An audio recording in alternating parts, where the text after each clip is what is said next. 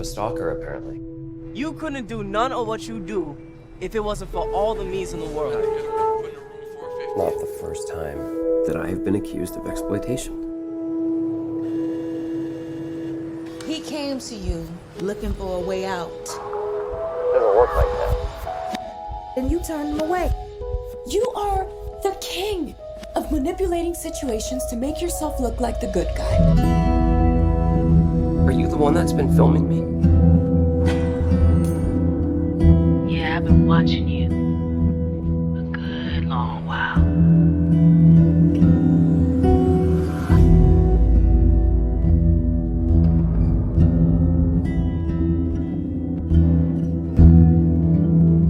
What do you want from me? I want you to answer the door, Phil.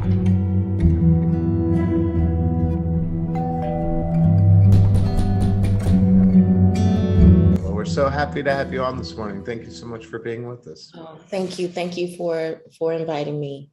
Thank you. Yeah. Absolutely. Well, this is very interesting film because we talked to Jason about it the other day, and you would have thought this was this could have been made at different times. This could have been made right now, and this could have been made years ago. But the fact that this was made, but probably before pre-COVID and some of the movements that are going on right now, this just it's amazing that it's so timely right now, isn't it? Yeah. I mean, I can't wait for the moment that it feels anachronistic. You know what I mean? Like, woo, have mercy.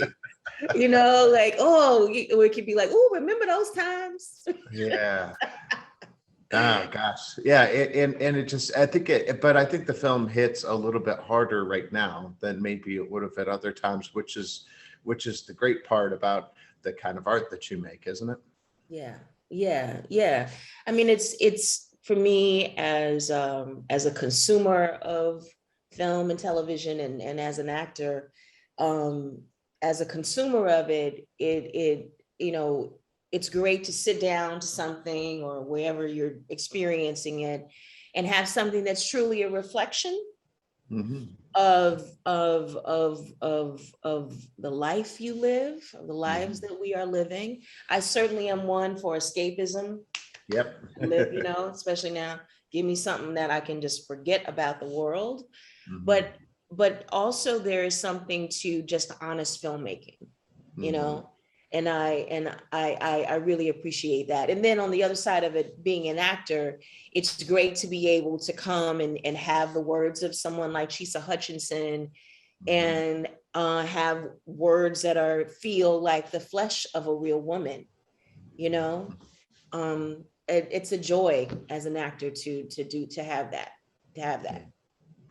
Yeah, absolutely. Well, and some movies look like they were, kind of fun to make, or it looks like a, glamorous school job. This one, especially when you get to the end, and we won't ruin it, looked like it was a little bit tough to make, right?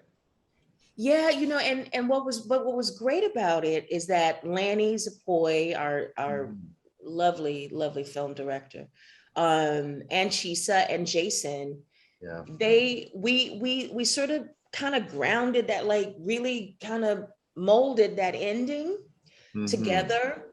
And so it would be something that we all felt would leave the audience with something that they would have to do the work for. Yeah. Do you know what I mean? That the discussion wouldn't stop when the film was over. So that was, it looks tough on screen, but I gotta say, I don't know whether I'm like a little bit of a masochist. Maybe I just like stuff like that, but that kind of stuff is fun to me. What's not fun is doing stuff that's boring. And this was not boring. This was the opposite of boring. Yeah. And in many ways, this reminded me of something that we could have seen very well on stage as well too, which is an actor is wonderful. Yeah. And Chisa is a playwright, so that makes sense. Yeah, absolutely. Well, and these kind of performances are ones that I know that people watch and they go, oh, this is what I want to do, which is really, really cool. And so what advice do you have for those that are coming up in this business and want to do what you do? Because it's not easy, but it can be done. No, it's not easy. And I really feel that there is no set paradigm for Mm, this. There's so many paths, mhm, especially now. I did it the old dinosaur way, which is I went to graduate school and I got an agent and I did all that stuff. But now you can make your own stuff. mhm, You can follow the Issa Rae path of, doing a web series that becomes a, national sensation because she mhm, put her heart and soul in that. But for years, that she was sort of working in anonymity, but people saw the greatness of it. And, now, look at who she is and what she's doing. mhm. So I tell people all the time, if it's not written, write it yourself. If it's not filmed, film it yourself. I mean, we got these great things right now. You know what I mean?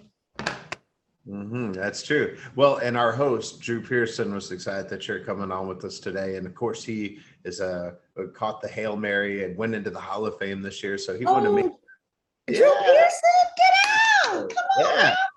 now. Yeah, he's been my co-host for 9 years, and we've been having a great Oh, time, and talking to the best of the best in sports and entertainment and everything.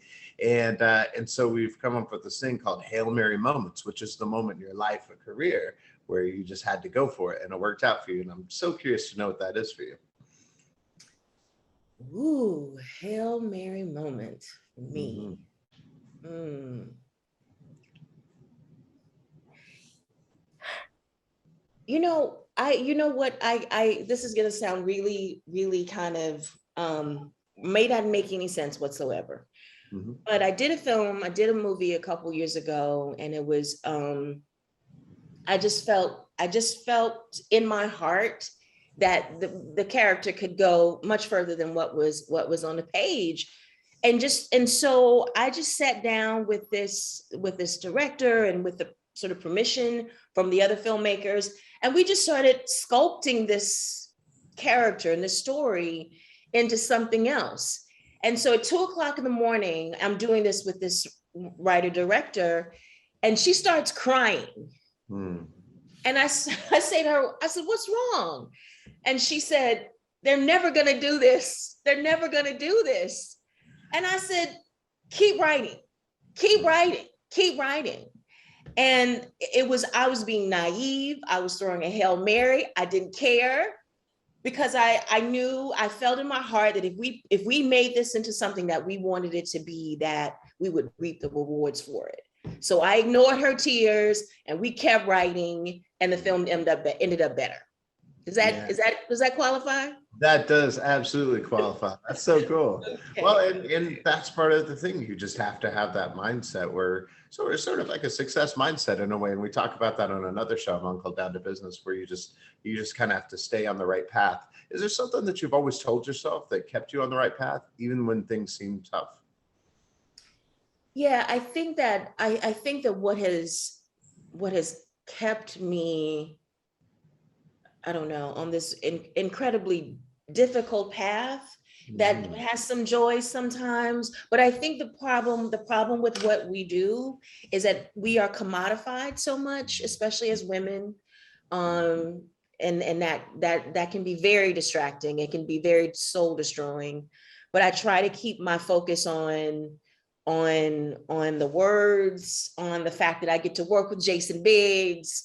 I try to keep focused on that. I try to keep focused on the fact that I can pay my bills and other people's bills with what I do. And and that keeps me getting up in the morning Mhm. and to keep on the path. Hmm. And Jason, of course, did a fantastic job in this one. We saw a different side Yeah. of him that we really didn't get to see, and you must have been impressed as well, right? Oh yeah. And he's a lovely, lovely, lovely, lovely person, just lovely. I had the best time those couple of days that I worked with him.